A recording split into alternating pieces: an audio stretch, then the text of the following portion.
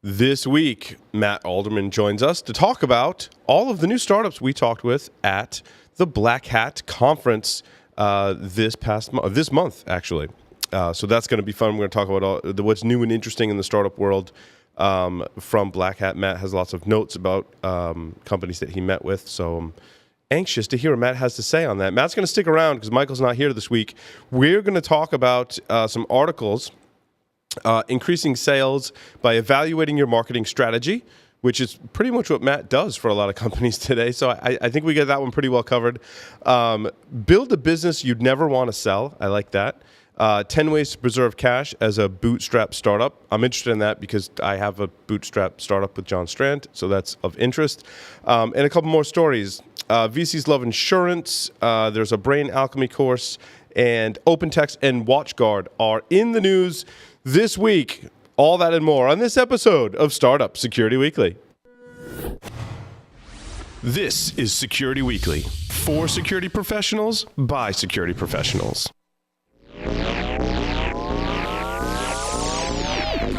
Broadcasting live from G-Unit Studios in Rhode Island, it's the show about security startups, how to secure your startup, and advice for security startups. It's Startup Security Weekly. I need it from the top.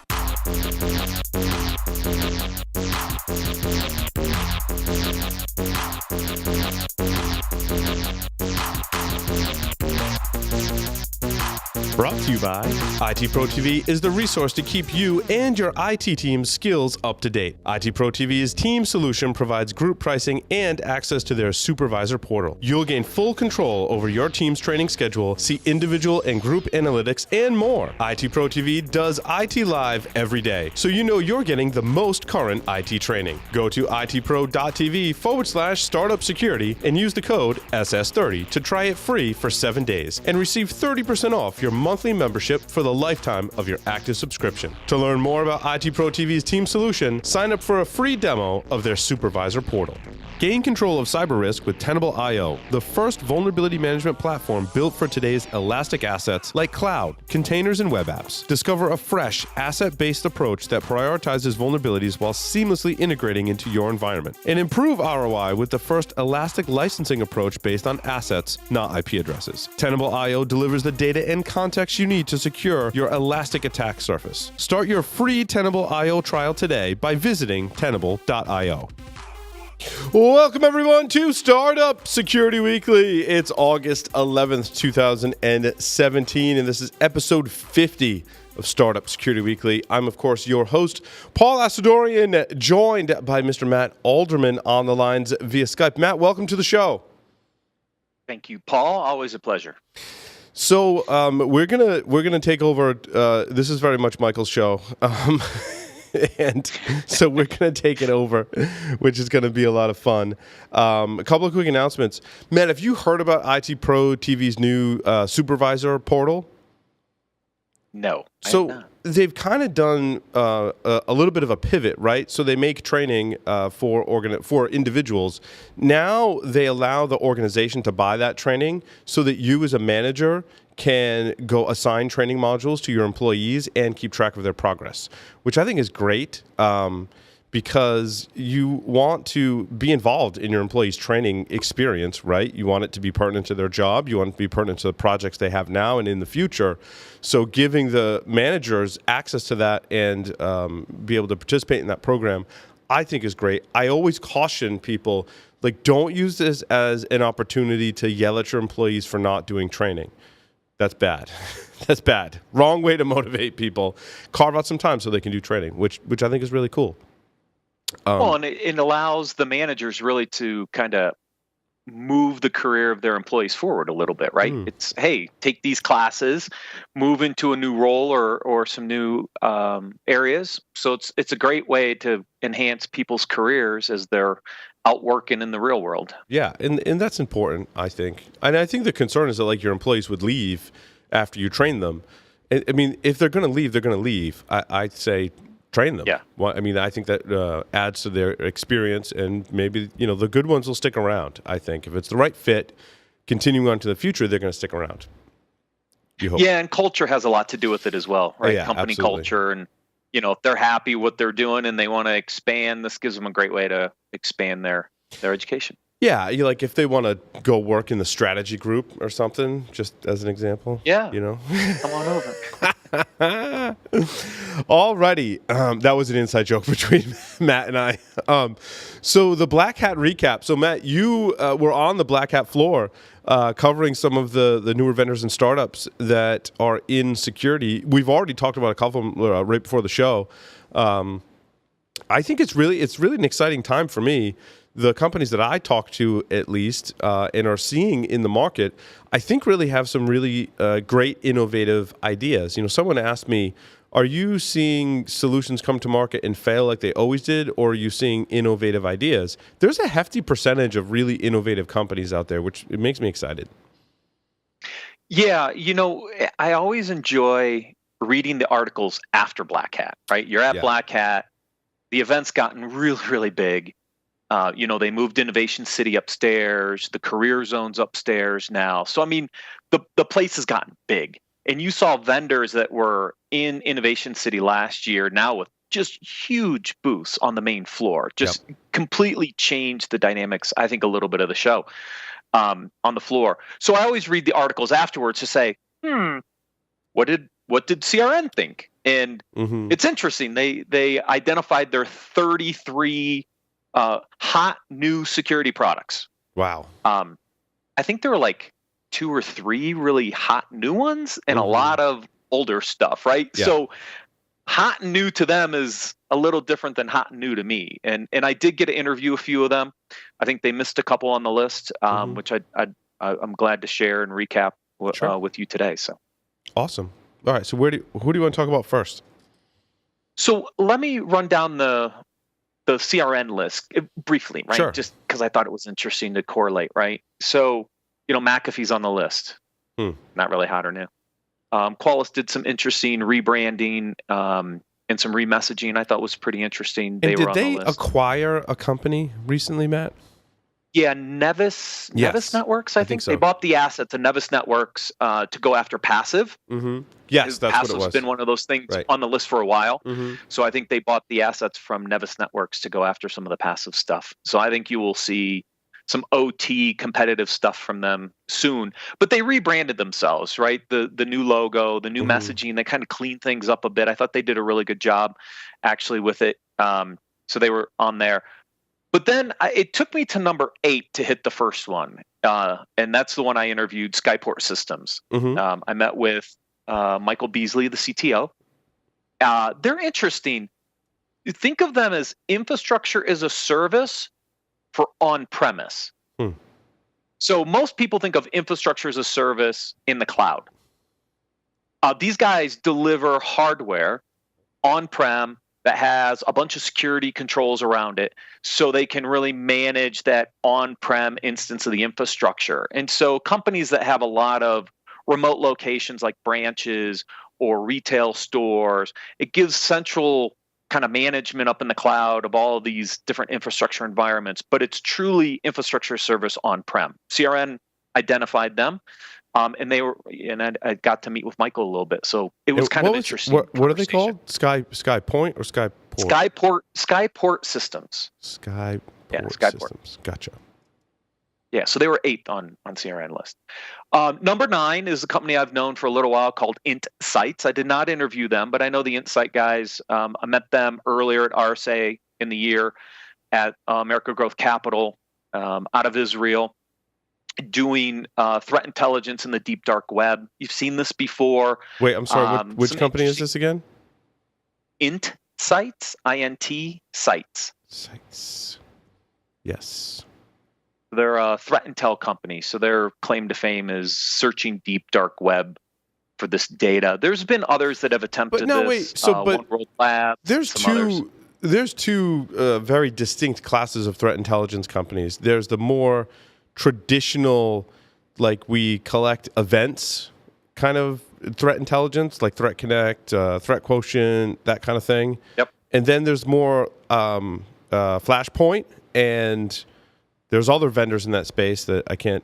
Eyesight Partners, which got bought by FireEye, right? They do more of like the dark web. Like we have people in the underground, looking at what's happening, and then we report back to you. So, that's where I saw these guys are like, IntSights, because I was researching this. right? So they're like, like IntSights, but automation, not people, right? So they're trying to do this with ML and AI, take the human element out of what IntSight was doing, and get that same deep dark web intelligence information. So, now, anyways, Flashpoint messages that as business risk intelligence. I think that's probably the most accurate term I've seen for it, right? I mean, that's the ultimate goal, anyway. Yeah. Yes, absolutely. So they were number 9 on CRN List. I did not interview them, but I've met with them before. Number 13 on the list, Capsulate. Capsule with a number 8 at the end. Capsulate. The most interesting part for Capsulate for me is the announcement of Art Coviello joining. Obviously everybody knows Art in the security industry. That name rings a bell. Or the Capsulate bugs. Yeah. Where was Art before? President, CEO of RSA. Yeah. Oh, okay. Yeah. He did the stuff, but he was, I think, on the board at Cylance. So he's been, pretty active in the startup community, doing some work for Capsulate.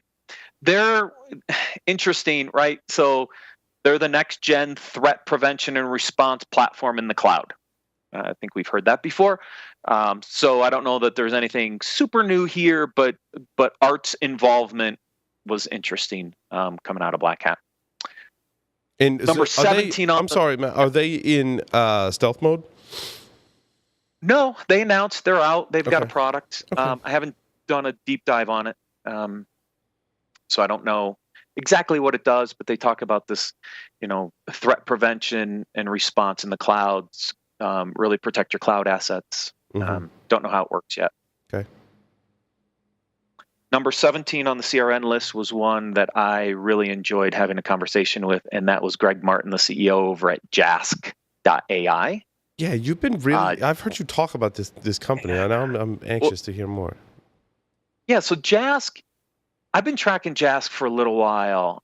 They were in stealth mode for a while, took a Series A recently, and announced kind of GA of the product at Black Hat. And so I got a chance to sit down with Greg Martin, the CEO. And really what he's trying to do is leverage ML, artificial intelligence, to deal with the SOC 1 analyst investigation work. And so what he's trying to do is automate a lot of that early incident alerting that a SOC 1 analyst would have to try to do it in software. And then get those events into SOC level 2 and 3 analysts' hands, right? So he's trying to offset the burden of the lack of SOC 1 analysts, leverage technology to get the alerts down, and really move them as part of the advanced SOC workflow. Really interesting conversation. Love the concept because we know we still have a big people gap in this industry. Anything we can do to pull out some of those resource needs at the kind of the entry of security events, move those resources up, I think is very interesting. He got a lot of good press out of Black Hat a couple weeks ago. The way I've been describing this problem, Matt, is I draw like a Gartner quadrant, right? And I have 4 main areas where I think you get information about indicators of compromise or attacks in your network, right? And one is the endpoint protection, or just looking at the endpoint behavior. The other is through your logs and events, or your SIM, right? The other is from the network, right? Some kind of network analysis, passive, network behavior analysis and study of the network traffic. And the other is threat intelligence. And that's kind of how I break down the 4 areas. And I think if you can get data from all 4 of those sources and somehow make sense of it for your SOC, like whatever that product is that can make sense of all 4 of those areas is going to be a huge winner. And there's lots of people with lots of different solutions that they've written custom in-house. There's lots of vendors that are trying to address this space. There's some vendors inside those quadrants that are trying to address all of the other quadrants as well. So it's kind of like who's going to be that dashboard, or set of companies that are going to try and be that dashboard. Do you agree with that kind of assessment? That was the first time I kind of verbalized it in a public setting anyway. Yeah. Well, I mean, you saw this at when I was at RSA was security analytics, right? The integration of log data and packet data together. Endpoint plays a big part of that with vulnerability and misconfiguration data, and then your external threat intel. So you nailed the 4 areas.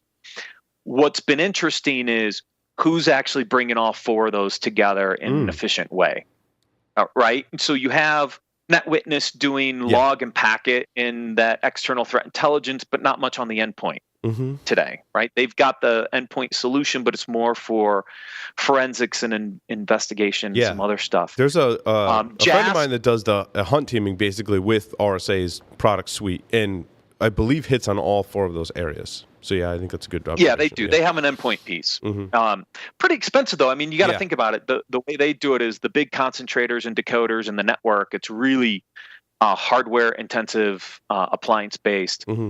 JASC and another company similar to them, ProtectWise, are really doing this more in the cloud. So they're pulling the data from the network, from the logs up in the cloud, trying to get some scale, leveraging cloud platforms. So that's what JASC and ProtectWise are doing. So that's kind of your new breed of how do you solve this problem at scale without a lot of on-premise gear and hardware. That's where I see JASC and these guys playing. That's awesome. So those were the 2, so I had 2 overlaps on my list. I think the one CRN really missed, which I love, I've been tracking this company for a while, Zingbox. And Zingbox is interesting because it's IoT. And if you want to talk about hot new, IoT is where a lot of press came out of Black Hat, but CRN didn't have any vendors on the list. And Zingbox, I got a chance to sit down with John Young, their marketing head at Zingbox, and had a great discussion. And here's why I love these guys. IoT is tough because IoT is not like a traditional endpoint. It has lots of different vendors, has lots of different firmwares, has lots of different protocols, does a lot of different stuff. So how do you solve IoT and monitoring IoT holistically? Their approach is pretty straightforward.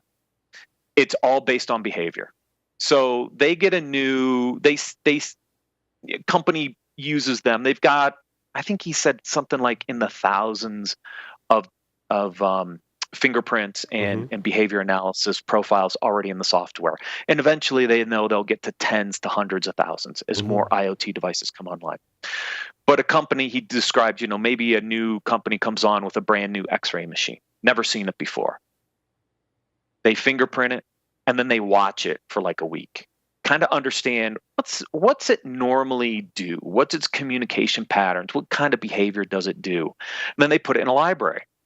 And so what they can do now is they start to do these behavior profiles across all these different devices, and they look for anomaly behavior outside of the normal detections. And that's what they use to alert companies that, hey, your IoT system might have been compromised. It might be doing something it's not supposed to.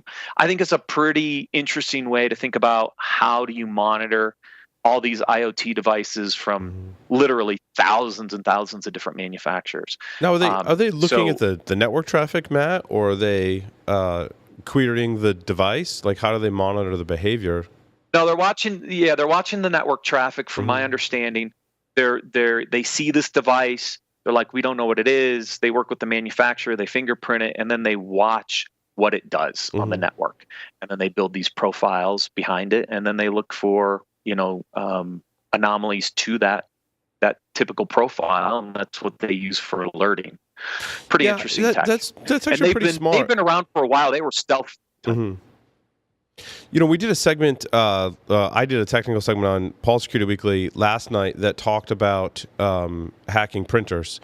And, one of the behaviors that I think Zingbox would appreciate, right, is if your printer is sending data out to the internet in some format, probably anomalous, right? Like if I've captured print jobs on your printer and now I'm siphoning them off out onto the internet, that is not normal behavior because the print jobs should get printed, not necessarily sent outside of your network, right? They should come into the printer but not go out. And that sounds like some of the behavior they could monitor.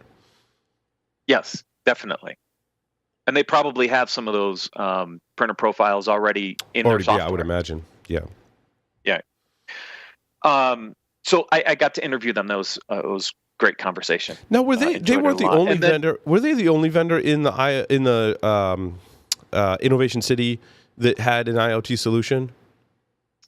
So I know there were some more over at DEF CON that I didn't see at Black Hat. Now, they might have been there, may not have had a booth. I think Dragos was around because they were over at DEF CON because they came out of the federal government, and they're doing some stuff more on the OT side, which it starts to overlap a little bit with IoT, even though I separate them differently. I don't know who else was over there though. And I didn't stay for DEF CON. You did. Yeah, my DEF CON was in the vendor area at DEF CON, which is very different from Black Hat, right? It's people just selling things to the hacker crowd. So, right. And then my fourth interview, I did one more while I was there, not on CRN's list. They've been around for a while, and that was RiskSense, the threat vulnerability management vendor. So I sat down with Servinas, the CEO, and interesting conversation, right? Because coming out of Tenable, I really was following the threat and vulnerability management vendors, right? And so Kenna, which was formerly RiskIO, RiskSense, RiskIQ. Is that another one? RiskIQ? No, RiskIQ does more on the digital risk side, kind of the external stuff. Gotcha. They're more, I can explain them later. NopSec, Bay Dynamics. These are the guys that are in that early TVM space, and I've never had an opportunity to really understand RiskSense value proposition in the TVM space, and I found it. I was actually pretty interested. They came out of FedGov as well, doing attack identification. But the difference with RiskSense is they actually validate that the risk is real. And so think about a combination of Metasploit, vulnerability management, and some of the risk intelligence stuff. So they see a threat, they see the vulnerability, but instead of just saying, hey, that's a high risk, they actually attempt to exploit that in the environment and say, hey, it's real in your environment. So they kind of cross this interesting boundary that the other TVM vendors haven't yet, and that is this, hey, we're going to actually validate that the exploit's real on your network so we can really gauge that this is a real risk, and drives the priority and the risk calculation up in their system. So it was an interesting conversation because I know the TVM vendors pretty well. That's the one little nuance with them is they actually try to validate the exploit in your network to say, yeah, it's real. Now, do you have to go into their system similar to the other ones and apply your own risk metrics, I guess, or risk data? In other words, do I tell Risk Vision, for example, like these are my most critical assets because they have this level of sensitive data on them? Here are some of my mitigating controls, for this area of the network. Do you have to kind of like train it and teach it? I know Kenna was very similar in that respect.